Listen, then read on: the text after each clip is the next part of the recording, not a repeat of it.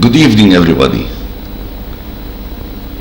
I start by conveying to you all, and in particular to Aida, Hani and Noha, my deepest condolences for the sudden departure of Jim Graf, who has been a friend of the Palestinian cause, a strong supporter and advocate for human rights, and I'm sure that we will be missing him in the coming years. The title that I chose for my presentation is The Myth of Palestinian Economic Development and State Building Under Israeli Occupation. I start by giving you a brief view of the economic conditions now in Palestine, where the collapse of the Palestinian economy has been the major cause of suffering during this intifada in particular. The GDP has declined by about 1/3. Investment has declined by 90%. While there is no food shortage in Palestine, yet people are suffering from malnutrition. Tourism, which was supposed to be the largest productive sector, has almost collapsed. Unemployment is still more than 25%. It's worse in Gaza than in the West Bank. Half of the population live below the official poverty line of $2 per day. Subsistence poverty is estimated as 16%. The number of Palestinian workers in Israel has dropped from 160,000 to less than 25,000. Daily income losses are estimated at about $7 million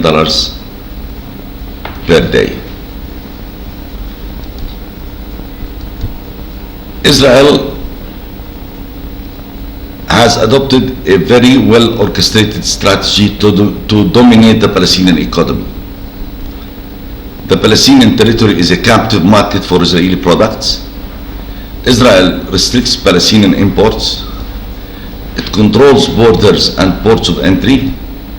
It controls the movement of labor. It controls the disbursement of taxes to the PNA. Thus, Israel has been using the Palestinian economy as a lever through which it will exert pressure on the Palestinians to get concessions. The term de-development was coined by Sarah Roy, and it's very clear what does that mean. Palestinians now have limited access to a large portion of the natural resources. Population densities is high when you take into consideration these limitations. And the division of Palestinian land into ghettos and into areas A, B, and C has produced two different and parallel planning schemes, one serving the occupier and one for the Palestinians. What the Palestinians have seen during the past 14 years since the peace process started is that we have been going through peace in pieces. In 1994, following the Declaration of Principles, the Gaza-Jericho Agreement was signed, which gave the Palestinians control over 75% of Gaza plus Jericho. This was followed by the Oslo Agreement, where the Palestinian land was divided into areas A, B, and C. Areas E comprises the main cities like Nablus, Ramallah, Bethlehem, and they represent 3%, and we have full control over these areas. 22% is area B, which is shown here in green, and these are where Palestinians have only civil responsibilities. The rest is area C. Following this agreement, Rabin was killed, and it took about 2 years before negotiations resumed, and the agreement with Netanyahu was signed at the Y River, giving us more area A in the north of the West Bank. And this was followed later by the Sharm Sheikh agreement, where we got more area A until reaching the 18% area A, 22% area B, but still 60% is area C. Well, according to Oslo, the West Bank and Gaza territory should have come under the jurisdiction of the Palestinian Council in a phased manner to be completed within 18 months from the date of the inauguration of the Council. So our leaders were saying Jerusalem and settlements are final status issues that represent 5%. So we will be getting 95% by November of the West Bank by November 1995. But instead of that, we, until 2000, we did not get more than 18, 22, and 60, A, B, and C. And if the same pattern would have continued, we will be another 200 years before we get to the 95%. Now the situation is even worse, because Israel has reoccupied the main cities, and we have now control over partially Tulkarem and Jericho. So only 7% plus Gaza is under the Palestinian control, and 93% is under Israeli control. The greatest failure of the peace process is that it did not stop the Israeli colonization project. Although Article 31 of the interim agreement says that neither side shall initiate or take any step that will change the status of the West Bank and Gaza Strip pending the outcome of permanent status negotiations. Between January 2002 and August 2004, Israel constructed more than 15,000 housing units in the West Bank. The targeted governorates were Jerusalem, where 50% of these housing units were built, and Bethlehem, where about 1/3 were added. That's why the term de-Palestinization of Jerusalem has now been coined, where in May 2004, Israel issued tenders to build 2,210 tenders. Hardly work has started when in August another 1,039 units were approved to be built, additional. And in 2005, an additional 6,040 new housing units have been tendered for the construction. Altogether, about 10,000 units will be built for about 45,000 settlers to be added into the East Jerusalem and change the demography so that Jerusalem will be de-Palestinized. Jerusalem will be surrounded by a wall. In March 2005, plans for an additional 3,500 units in Ma'al Adunim have been added, and in April the Israeli government approved a plan to start Givat Yael, which is a new settlement in Walaja that will link Gilo with the Gush Atzion block and will have 55 settlers in the next 5 years. If we look at the settlement expansion since the 1967 occupation, we will notice two distinct periods of extensive settlement activity. The first one took place after the signing of the Camp David Accords between Egypt and Israel, where the settlers from Sinai were moved and brought into the Gaza Strip and the West Bank. This happened during Begin era, and now we witness another era under Sharon, which coincides with the disengagement plan from Gaza.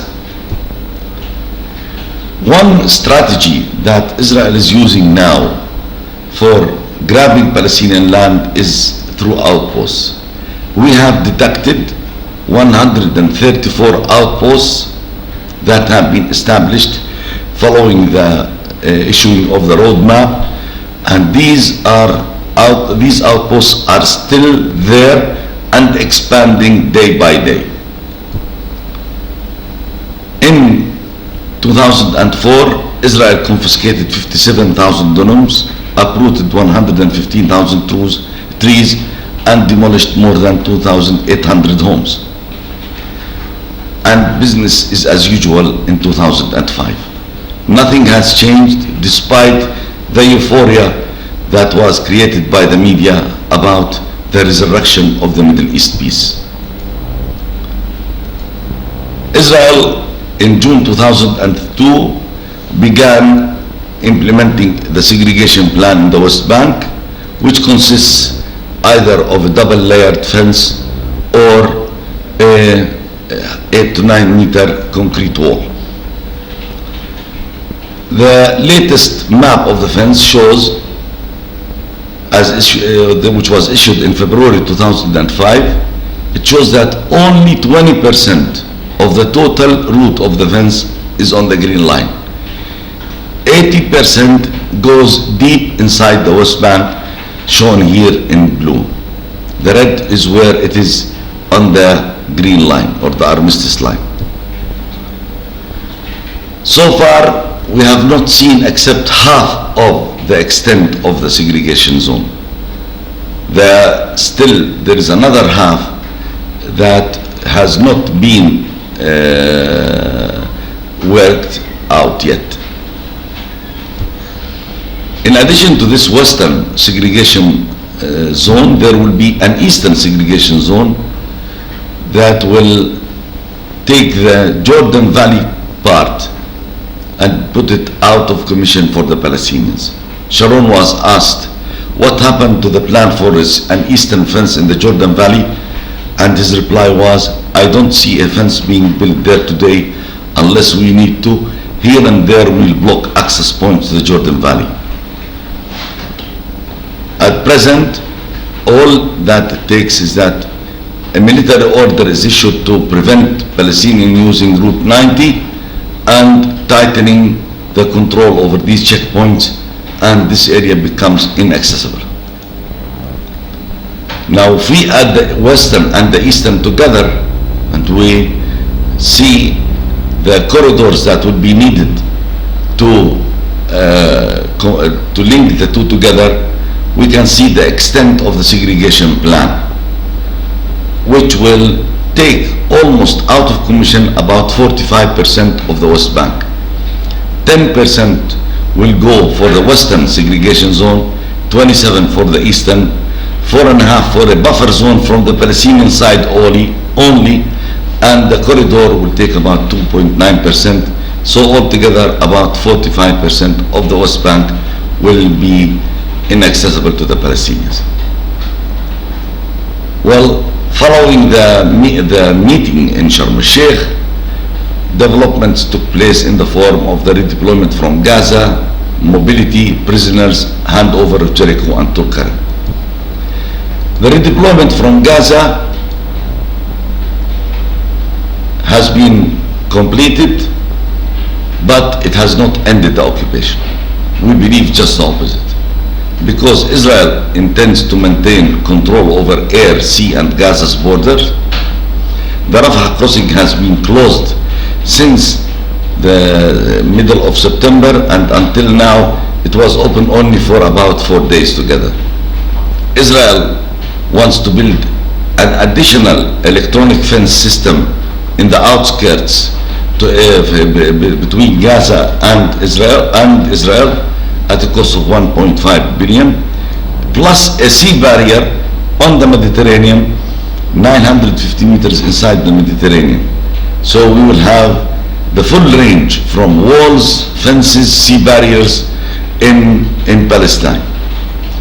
Well, according to Oslo, the two sides viewed the West Bank and Gaza as one single territorial unit, the integrity and status of which will be preserved during the interim period. But this is not the case.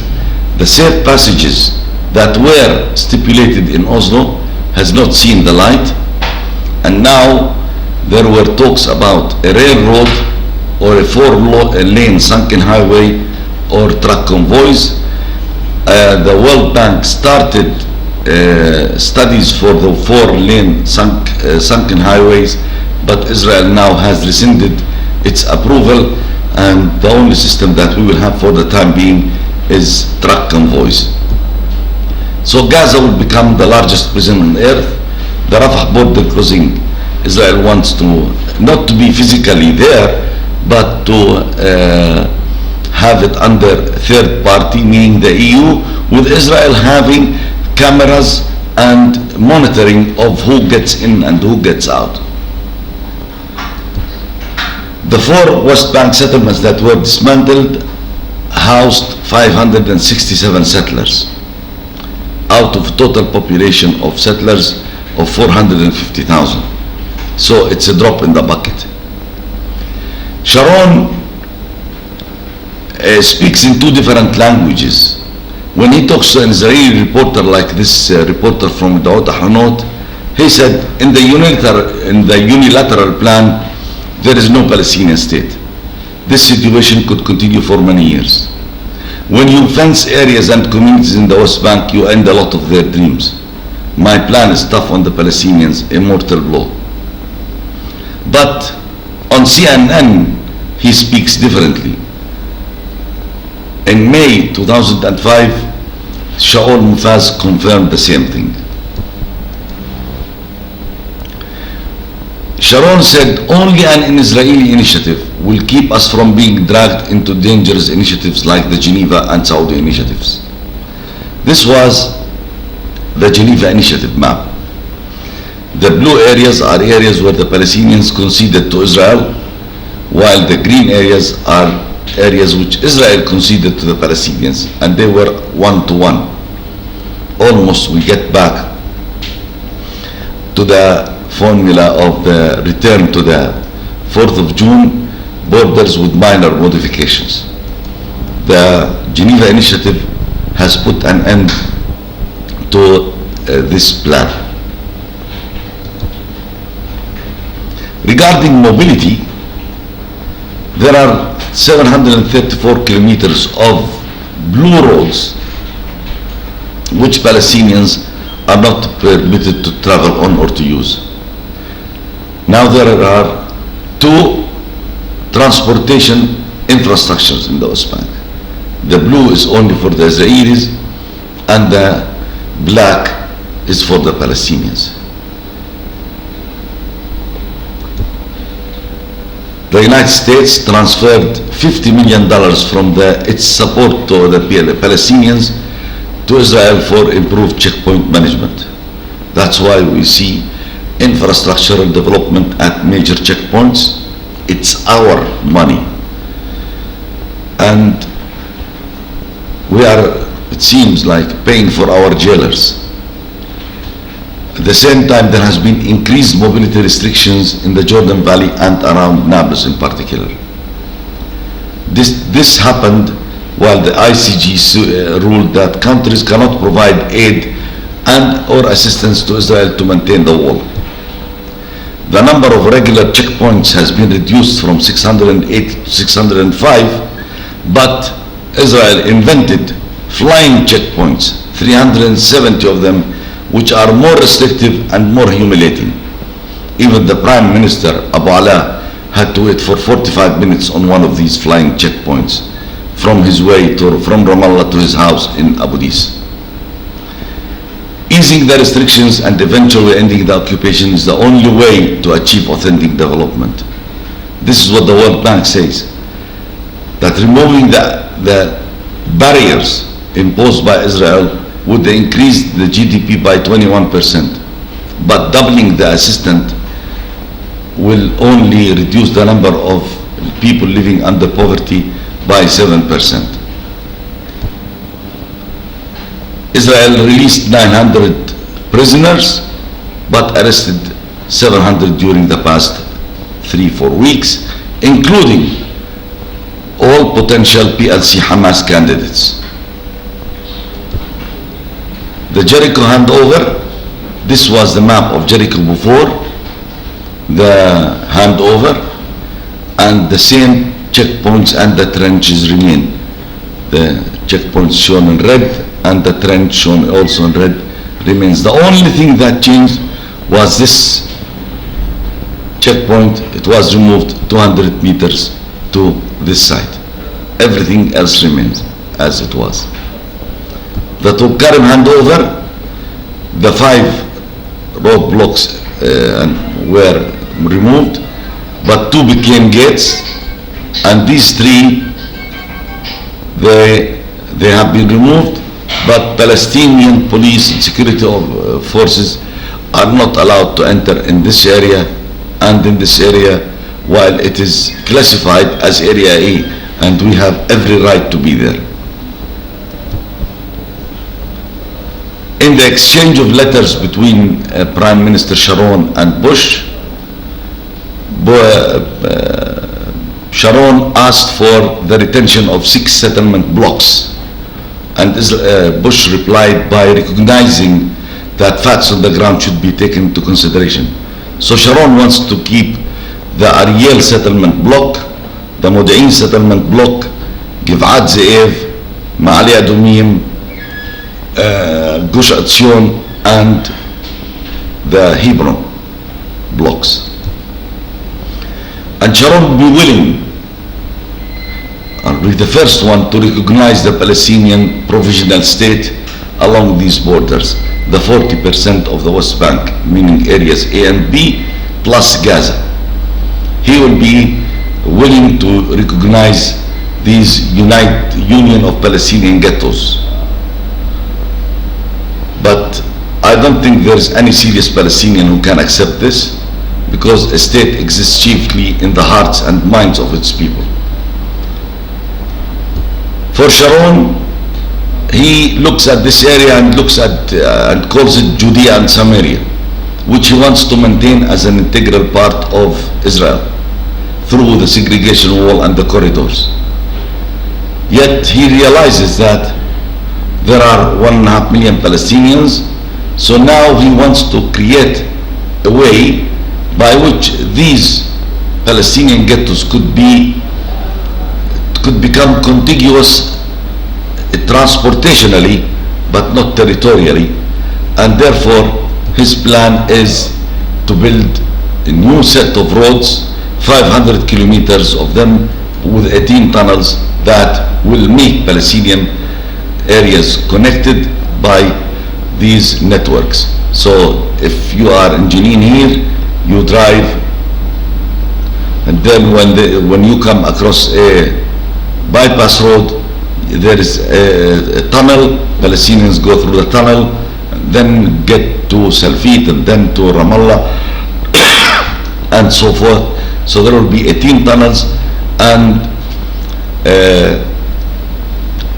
this is how he will claim that Palestinians, the mobility has been improved and their humanitarian conditions have been improved. But this is definitely not a recipe for real authentic development and state building. This will give the Palestinians 9% of mandate Palestine, which is, I think, totally unacceptable to any Palestinian, and no Palestinian leader can even think or dream of accepting such a plan. What did we learn? We learned that طب بنوقف هلا بعدين هذه بتقطع لي اياها، هذه كلها بتقطع لي اياها. I conclude by saying that linking the unilateral disengagement plan with the roadmap is futile. Extended interim agreements have failed and most likely will fail in the future. The international community has a moral responsibility to stop Israel's continued defiance of the UN resolution, including the ICJ. And this is the importance of your conference. High-tech checkpoint management and transportation contiguity will not make Palestine sustainable. What is needed is strong third-party intervention to ensure arrival to a final status agreement within a well-defined implementation time frame. The clock is ticking. Miserable living conditions, resource shortages, and the lack of hope provide a fertile ground for rising fundamentalism and voluntary transfer. Unless actions are taken immediately, instability will continue and may spread to the whole region. Thank you.